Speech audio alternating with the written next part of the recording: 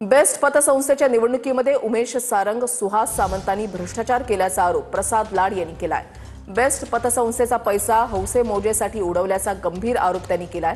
तर उद्या बेस्टसाठी मतदार असून प्रसाद लाड बेताल आरोप करत असल्याचं प्रत्युत्तर बेस्ट कामगार सेनेचे अध्यक्ष सुहास सामंत यांनी दिलंय।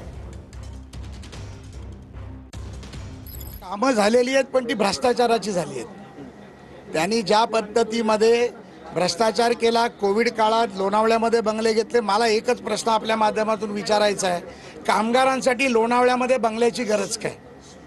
पतपेढीच्या कार्यालयासाठी दादरमध्ये गरज काय? तुम्ही 24 कोटीचा भ्रष्टाचार केलात। जर जागाच हवी होती तर BSTचे एवढे मोठे डेपो पडलेत, बिल्डिंगी पडल्यात, इमारती पडल्यात, तिथे जागा घेता आली असती। आमचे मित्र लाड साहेब यांनी बेताल असे आरोप करणं चालू केलेलं आहे।